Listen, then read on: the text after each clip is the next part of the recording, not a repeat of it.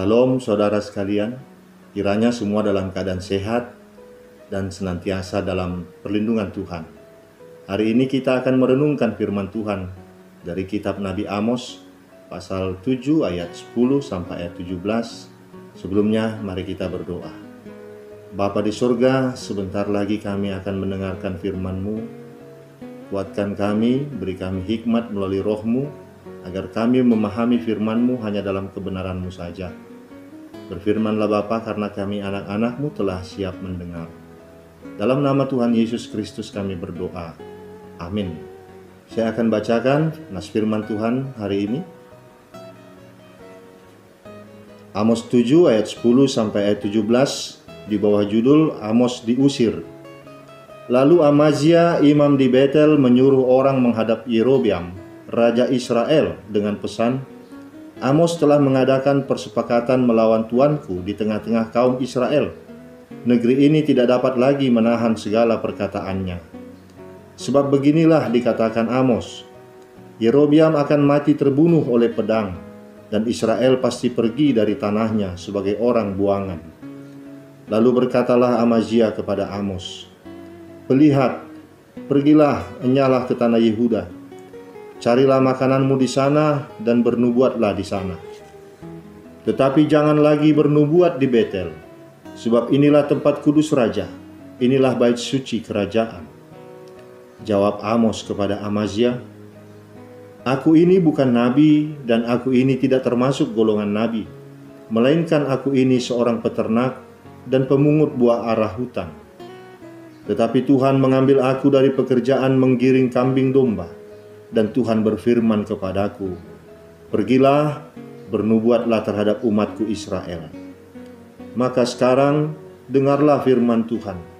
Engkau berkata, janganlah bernubuat menentang Israel dan jangan ucapkan perkataan menentang keturunan Ishak. Sebab itu beginilah firman Tuhan, istrimu akan bersundal di kota, dan anak-anakmu laki-laki dan perempuan akan tewas oleh pedang. Tanahmu akan dibagi-bagikan dengan memakai tali pengukur. Engkau sendiri akan mati di tanah yang najis, dan Israel pasti pergi dari tanahnya sebagai orang buangan. Demikian firman Tuhan. Saudaraku, menegur seseorang untuk kebenaran bukan perkara yang mudah. Iya, kalau orang itu menganggap teguran kita sebagai tindakan kasih, sehingga ia mau membuka hati untuk menerimanya dengan sukacita. Jika tidak, bisa-bisa pihak yang menegur malah mendapat masalah. Mulai dari dianggap ikut campur urusan orang lain, dianggap membongkar aib, menantang, hingga menimbulkan permusuhan dan dendam yang berbuntut panjang. Nas bacaan kita hari ini menceritakan pertikaian antara Amazia dan Amos. Amos diutus Tuhan untuk menyampaikan teguran kepada bangsa Israel. Namun teguran dari Tuhan itu ditolak oleh Amazia, seorang imam di Betel. Karena Amos menyampaikan teguran yang merinci kesalahan dan hukuman bagi Israel. Amos dianggap melawan raja dan bangsa Israel. Namun tuduhan Amazia tidak menyurutkan niat Amos menjalankan tugasnya. Amos tetap menyampaikan kebenaran sekalipun ia ditolak, karena ia tidak memiliki kepentingan apa-apa terhadap siapapun. Amos hanya menaati perintah Tuhan yang telah memanggilnya dari kaumnya Yehuda untuk diutus kepada kaum Israel. Amos tidak hendak melawan raja dan bangsa Israel. Namun sebelum berbicara lebih jauh tentang pertikaian Amos dan Amazia, perlu sedikit kita ketahui situasi bangsa Israel pada saat itu. Pada sekitar tahun 750 sebelum Masehi, bangsa Israel pada saat itu berada dalam masa kejayaan yang dipimpin oleh Raja Yerobeam kedua.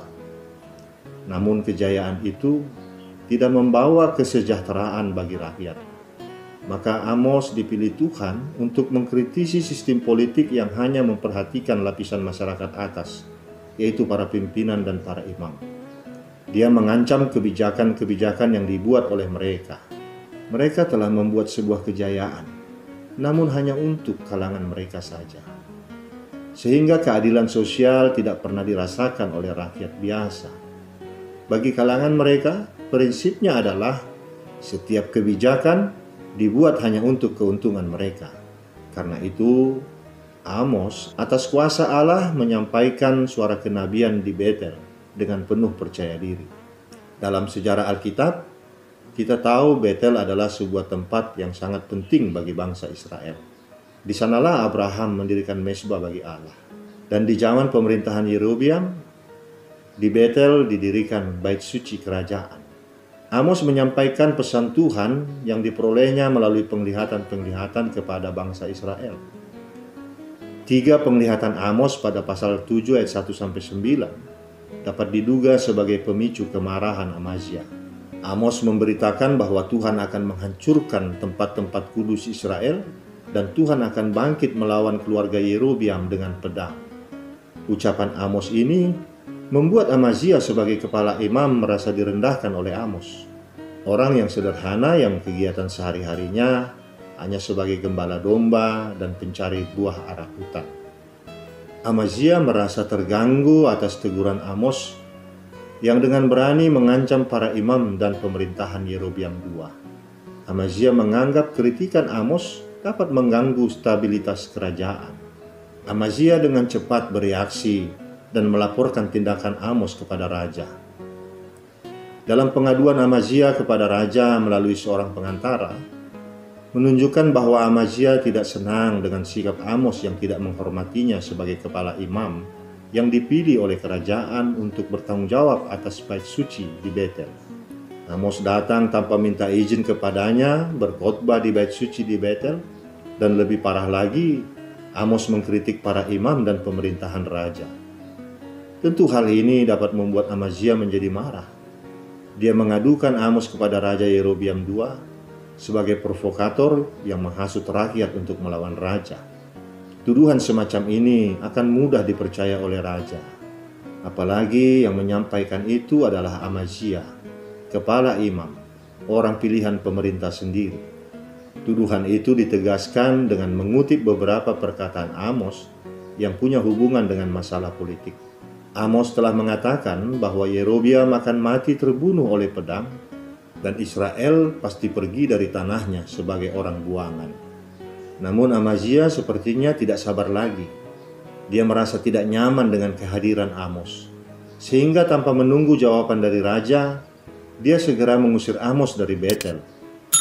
Di ayat 12, Amazia berkata kepada Amos, "Lihat, pergilah, enyalah ke tanah Yehuda, carilah makananmu di sana, dan bernubuatlah di sana."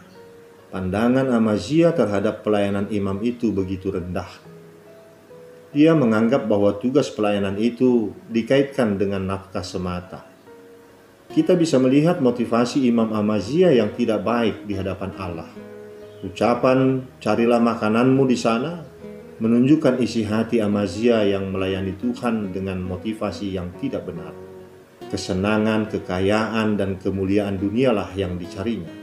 Maka konsekuensi yang didapat adalah rendahnya moralitas, tingginya hawa nafsu kejahatan dan kelaliman.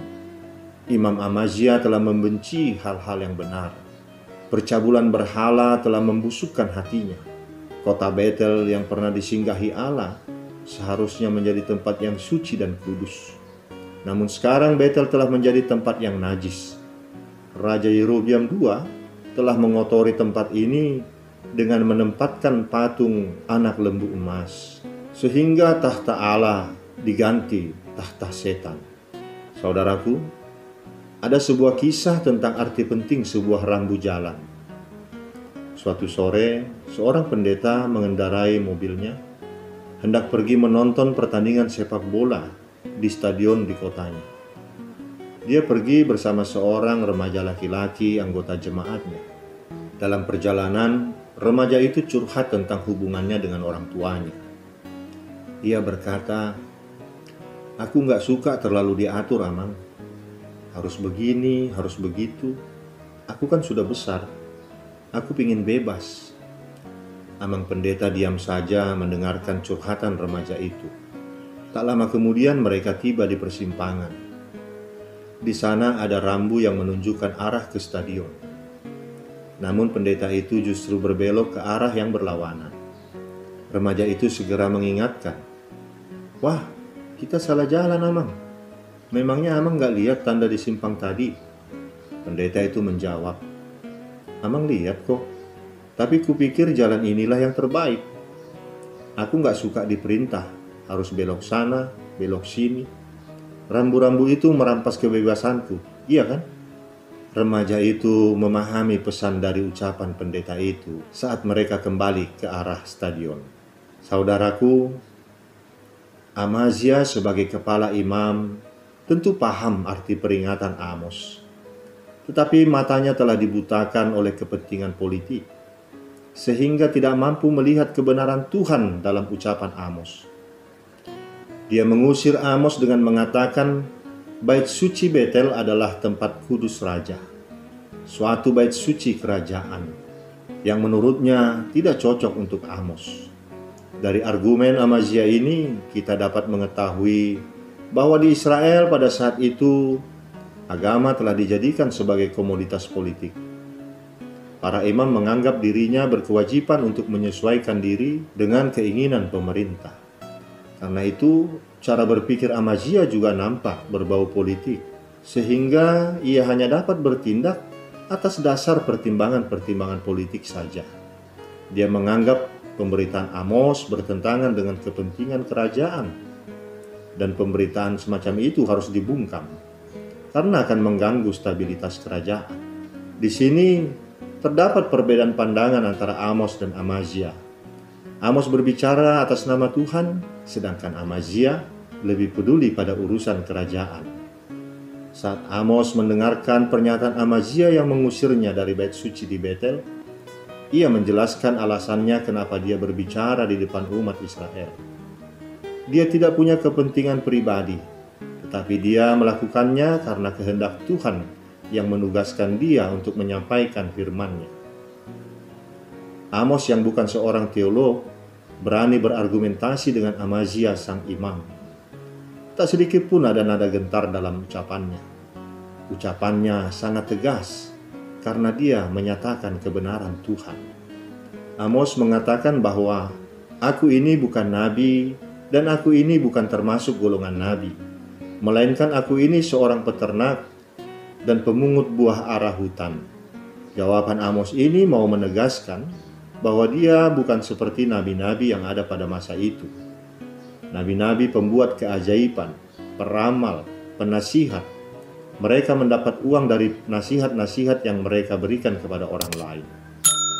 Dia bukanlah orang yang mencari uang dari pekerjaan seperti itu, karena dia punya pekerjaan sendiri, yaitu sebagai peternak dan pencari buah. Dengan kata lain, Amos mau menegaskan bahwa dirinya mempunyai penghasilan yang cukup dari pekerjaannya sehari-hari. Setelah Amos menjelaskan tentang dirinya dan alasan menyampaikan pemberitaan itu di hadapan umat Israel, dia kemudian meminta Amazia untuk mendengarkan pesan Tuhan yang disampaikan kepadanya. Maka sekarang dengarkanlah firman Tuhan, katanya. Amos menyampaikan firman Tuhan mengenai nasib Amazia sendiri. Istrinya akan bersundal di kota, mungkin untuk mencari uang pada waktu kesusahan. Anak-anaknya, baik laki-laki maupun perempuan, akan tewas oleh pedang. Ladang-ladangnya akan diambil oleh penduduk baru yang menguasai. Dan Amazia sendiri sebagai seorang imam akan mengalami nasib yang sangat buruk, karena dia akan mati terbunuh dan dikuburkan di tanah yang najis tanpa upacara yang layak di pemakaman. Sementara bangsa Israel akan jatuh dan mengalami pembuangan. Saudaraku, ada sebuah percobaan ilmiah terhadap 2 ekor katak. Seekor katak ditaruh di dalam panci yang berisi air di atas sebuah kompor. Lalu kompor dinyalakan, suhu air mulai meningkat, katak itu menyesuaikan suhu tubuhnya dengan suhu air. Katak itu terus menyesuaikan suhu tubuhnya seiring meningkatnya suhu air dalam panci itu. Saat air mulai mendidih dan suhu tubuh katak tidak dapat menyesuaikan lagi, maka pada titik ini katak memutuskan untuk melompat. Namun katak tidak dapat lagi melompat karena energinya telah terkuras saat menyesuaikan diri dengan suhu air yang terus meningkat tadi. Akhirnya katak pun mati. Lalu seekor katak lain yang masih hidup ditaruh ke dalam panci berisi air mendidih itu. Katak itu langsung melompat, dan katak itu tetap hidup. Apakah air mendidih yang membunuh katak itu? Yang membunuh katak itu adalah ketidakmampuannya untuk memutuskan kapan dia harus melompat keluar dari air mendidih itu. Saudaraku, jika kita punya kesempatan untuk meninggalkan lingkungan yang membuat kita berada dalam keadaan bahaya, gunakan kesempatan itu agar kita selamat. Saat Amos memberitakan kebenaran firman Tuhan, itu bukan merupakan hukuman. Tetapi melalui Amos, Allah ingin mengingatkan kejahatan-kejahatan yang dilakukan oleh bangsa Israel. Seperti yang pernah diucapkan Amos dalam pasal-pasal sebelumnya. Dalam Amos 5 ayat 4-6 dikatakan, "Sebab beginilah firman Tuhan kepada kaum Israel, carilah aku, maka kamu akan hidup. Janganlah kamu mencari Betel, janganlah pergi ke Gilgal, dan janganlah menyeberang ke Berseba. Sebab Gilgal pasti masuk ke dalam pembuangan, dan Betel akan lenyap. Carilah Tuhan, maka kamu akan hidup, supaya jangan ia memasuki keturunan Yusuf, bagaikan api yang memakannya habis, dengan tidak ada yang memadamkan bagi Betel." Dalam Amos 5 ayat 14 dan 15, "Carilah yang baik dan jangan yang jahat, supaya kamu hidup. Dengan demikian Tuhan, Allah semesta alam, akan menyertai kamu. Seperti yang kamu katakan, bencilah yang jahat dan cintailah yang baik, dan tegakkanlah keadilan di pintu gerbang. Mungkin Tuhan, Allah semesta alam, akan mengasihani sisa-sisa keturunan Yusuf." Firman Tuhan yang mengatakan, "Carilah aku, maka kamu akan hidup." Ini merupakan sebuah rambu, sebuah peringatan akan panggilan pertobatan bagi seluruh umatnya. Sebuah kesempatan untuk luput dari hukuman. Jika umat sungguh-sungguh bertobat dan meninggalkan jalannya yang sesat, maka Tuhan yang Maha Baik itu tidak akan menghukum mereka. Saudaraku, mengapa orang enggan, tidak mau, atau tidak berani menegur, mengkritik ketidakadilan dan ketidakbenaran? Biasanya status sosial seseoranglah yang sering menjadi penghalang. Kemiskinan, rendahnya tingkat pendidikan dan pekerjaan membuat orang merasa rendah diri untuk menyatakan suatu kebenaran. Maka terjadilah pembiaran. Melalui pengakuan Amos yang jujur di ayat 14 dan 15, bahwa dia hanyalah seorang gembala ternak dan pemungut buah ara hutan, kita melihat kuasa anugerah Allah yang begitu besar. Seringkali justru Tuhan memanggil orang-orang biasa, orang-orang miskin, atau orang-orang yang tidak terpandang untuk mempermalukan orang-orang bijak. Tuhan memanggil Daud yang pekerjaannya adalah seorang gembala. Tuhan memanggil Elisa yang pekerjaannya seorang petani. Dan Tuhan Yesus juga memanggil para murid yang pekerjaannya rata-rata ada dalam golongan masyarakat bawah. Namun justru kepada merekalah Tuhan mempercayakan agar kebenaran itu disuarakan. Selain faktor rendah diri karena status sosial dan pendidikan, salah satu faktor yang membungkam orang untuk menyuarakan kebenaran adalah faktor keamanan diri. Ada risiko yang harus diterima oleh mereka yang berani menyuarakan kebenaran. Dikriminalisasi, ditangkap, dipenjarakan, dikucilkan. Seperti yang dialami para bapak pendiri negara kita. Mereka ditangkap, diadili, dijatuhi hukuman karena dianggap merongrong kewibawaan pemerintahan kolonial Belanda. Para aktivis mahasiswa di era 80-an sampai 90-an banyak yang ditangkap tanpa diadili. Bahkan sebagian besar mereka tak diketahui keberadaannya sampai sekarang. Mereka dianggap mengganggu stabilitas nasional. Saudaraku, beratnya risiko yang harus dihadapi tidak membuat Amos mundur dari tugas kenabiannya, karena ia memiliki keteguhan hati untuk tunduk hanya kepada Tuhan. Demikianlah seharusnya orang percaya di zaman ini. Harus terus menyatakan suara kenabian, rela menerima segala risiko demi menyuarakan dan menyatakan kebenaran Tuhan. Jangan pernah takut, sebab kita ada di pihak Tuhan. Saudaraku, dari pembahasan khotbah ini, Sedikitnya ada 3 pelajaran yang dapat kita ambil. Yang pertama, setiap orang percaya harus peka dan siap menerima teguran Allah, baik itu disampaikan Allah melalui orang lain maupun melalui pembacaan firman Tuhan secara langsung. Teguran jangan kita anggap sebagai penghinaan, tetapi anggaplah sebagai suatu kesempatan dari Allah untuk kita bertobat. Yang kedua, gereja dan setiap orang percaya harus terus menyuarakan kebenaran dan berani mengkritik ketidakadilan dalam negara, sekaligus menyuarakan damai dan kesejahteraan bagi negara. Ketiga, gereja dan setiap orang percaya harus berani mengambil risiko jika menyangkut menyatakan kebenaran firman Tuhan, harus menjadi oposisi terhadap ketidakadilan dan ketidakbenaran. Kiranya Tuhan Allah memberi kita kekuatan untuk tetap berani menyuarakan kebenaran. Amin. Kita berdoa.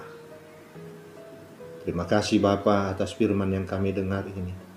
Seringkali kami tidak percaya diri, kami merasa rendah diri untuk menyatakan kebenaran firman-Mu. Ampuni kami yang selama ini diam, yang selama ini bungkam, menyaksikan ketidakadilan dan ketidakbenaran terjadi. Berkati mulut dan bibir kami, agar kami mampu menyatakan suara kenabian, suara kebenaran Tuhan di tengah-tengah kehidupan kami. Di dalam nama anak-Mu Tuhan Yesus Kristus kami berdoa dan mengucap syukur. Amin. Saudaraku, kita akan berjumpa lagi di lain waktu. Semoga Tuhan senantiasa memberkati kita dimanapun kita berada. Salam sehat, shalom.